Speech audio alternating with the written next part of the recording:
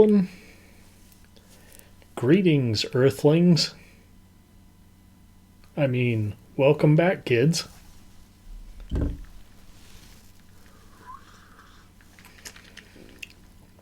Cheers. That's very yummy. I went to the liquor store to buy some more of that fine Mexican brandy that I use in like anything that uses brandy. Well, the nearest bottle's like 20 miles away. So I just went to the liquor store and looked to see what they had. They had your E&J, they had your Christian Brothers, all the usual stuff. But then I saw this thing. I didn't bring it to show you. It's upstairs. They had this brandy. Well, it's not brandy, but it is brandy. In a bottle shaped like one of those Easter Island moas. Moas? Yeah. Well, I had to have that bottle. And it was only $9 more than I was going to spend anyway. So, this is called Pisco. And basically, it's the brandy of Peru and Chile.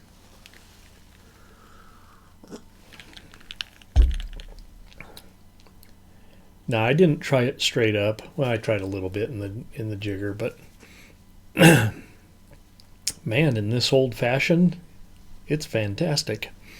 So that's just got a little bit orange and cherry smushed up in the bottom, and then a couple of shots of that Pisco, and a liberal dose of Angostura bitters. And then you throw some ice in there, and then you just top it off with some 7-Up, or Diet 7-Up in my case.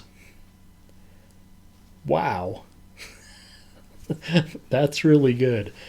And I might be a fan of Pisco now. I've never tried it before, but what little drop I got out of the jigger was definitely... You know how Metaxa is called Metaxa and not brandy, but it's distilled wine? Okay, now we're off to Japan. Maybe I should have got some sake. I wouldn't even know where to start with sake. I've had it at sushi and it's not bad, but at the liquor store, I'd have to have, hey, what is this? Can you help me? A lot because the labels look like that. Yeah, I couldn't find an American poster. I don't know if this was theatrically released in the United States. I would assume so because it was dubbed, but all I could find was like DVD covers. This is the poster. This is the one sheet. And that says right there, that's the title, Warning from Space. Actually have no idea what the Japanese title is. I'm going to assume it's something similar, but maybe not. Sometimes they just come up with a completely different title for America. And yeah, I'm not going to look at that and tell you who's in it. Sorry, I'll need a couple of years of school for that. But look at that monster. These guys, they're in it. I'm not even going to throw this because it's so cool. I'm going to set it right over there. I have a Godzilla poster that looks like that. Original issue, Japanese version.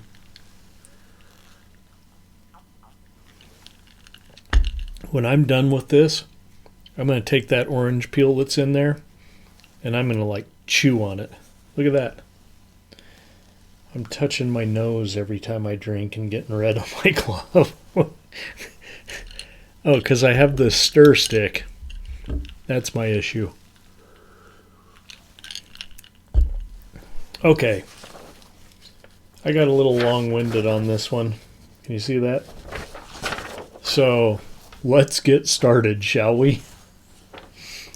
Warning from Space, 1956, Daiei Studios, D-A-I-E-I, Daiei, I'm guessing. Directed by Koji Shima. And starring, I don't know, maybe some famous stars, maybe a bunch of unknowns. No way to tell. Okay, here we have pre-Godzilla Japanese horror.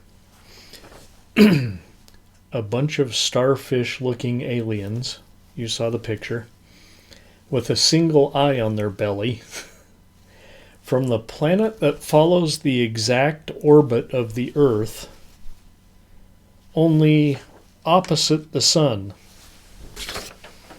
We've never seen it because it's always on the other side of the sun in our exact orbit. Don't bicker. It could be there.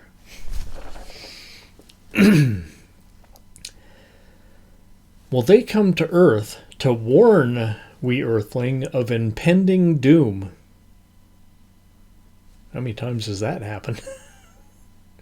Planet R is racing through space in a collision course with the Earth. And the starfish know this because they are much more advanced. Yes. They got clear over here from on the other side of the sun, right? They choose a Japanese scientist as their point of contact. Good idea. A scientist, not a world leader.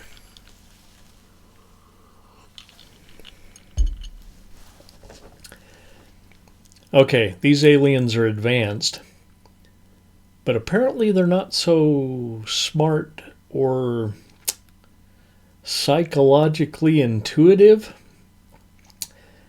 The starfish do nothing but frighten Japanese citizens by lurking in dark places and rising up out of the water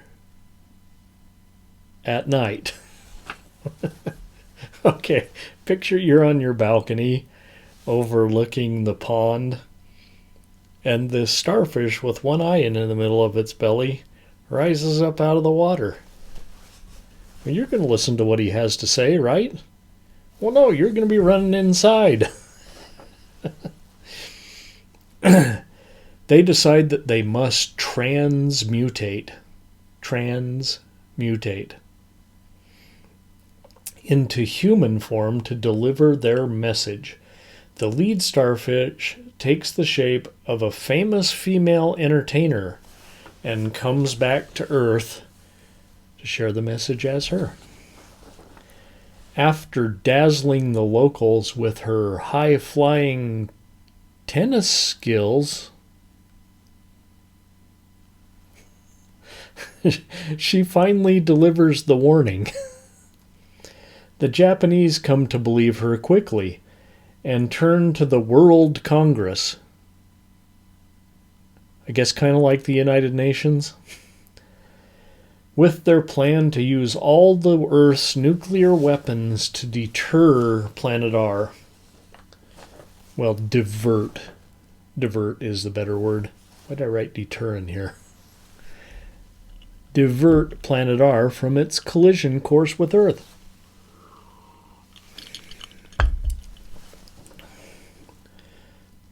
I'm going to get drunk if I make too many of those. That goes down way too easy. Okay. Of course, all the foreign governments think this is a terrible idea. They think it's ludicrous. What? There's no Planet R racing towards Earth. Remember that a couple of years ago? There's no virus. Well, Planet R appears, and just as predicted, starts to wreak havoc on Earth. Tidal waves, fires, spooked animals. Tokyo's police chief decides to evacuate the city. Apparently, it's better to be obliterated out in the outskirts than to be obliterated in the city. So we're going to evacuate everyone out there.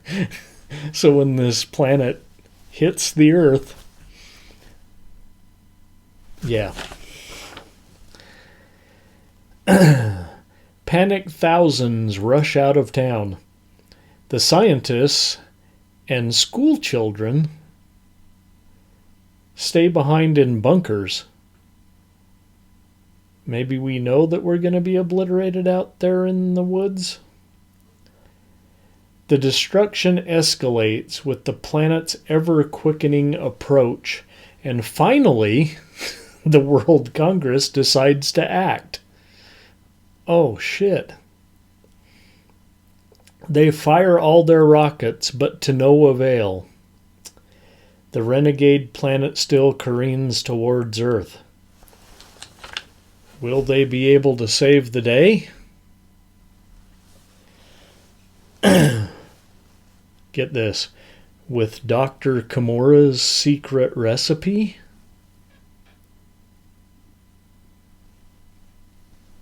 Tune in and see. Tune in and see. I wish I could sound like that Batman announcer. Who was that guy? Now I gotta look that up. Classic. Must Stop Meddling Humans movie. And I don't know. That's not entirely accurate. Meddling humans didn't cause the other planet coming, but classic. Remember how in The Blob, the law didn't believe the teenagers? Stupid teenagers, what do they know? Yeah, that's the world governments at science. Like both in this movie and in real life. Yeah, stupid science.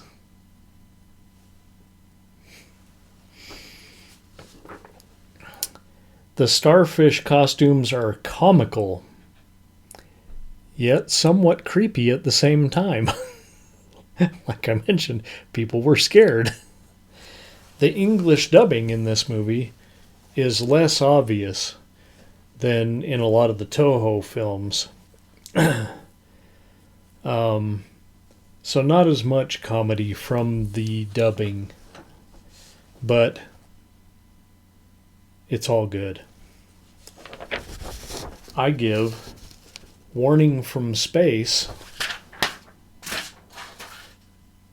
which just went into space, 4 rings. It's a 4-ring circus here on the Late Night Picture Show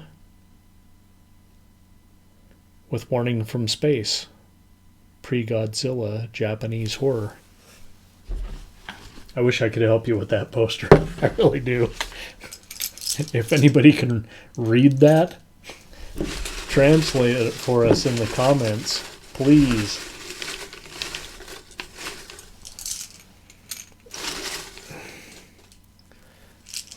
Hold on. I didn't introduce Monkey. Monkey's here. Need a drink, Monkey? There we go.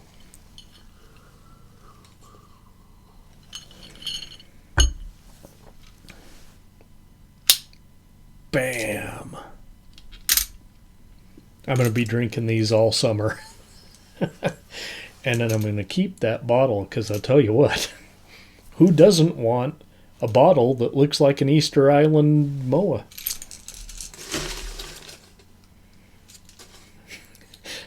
Should we do it by process of elimination this week?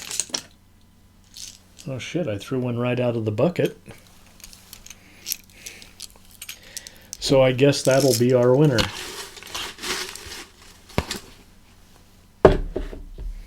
Let's see what we have.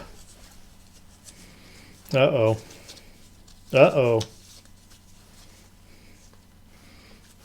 We're going into the 80s next week.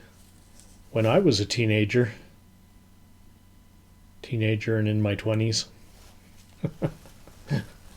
I think I was in my 20s when these movies came out. Or maybe 20. I was probably 20. We have Reanimator and Return of the Living Dead. There might be some high scores next week. I'm going to cheat and tell you I like both these movies.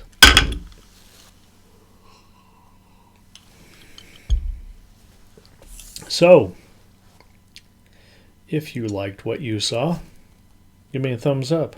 If you hated it, give me a thumbs down. Whichever. Leave some comments. Getting more comments from I got a few people who leave comments on my reviews. I don't know where Alan went. He'll be back though. I believe he'll be back. But Crow out of context, Mormozine, and Horror Cache. Wait, what's his other channel name? I'll look it up.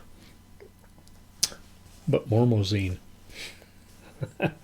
Stephen, and I still can't pronounce Stephen's last name. Ayotte? It's French, Canadian. Up that way.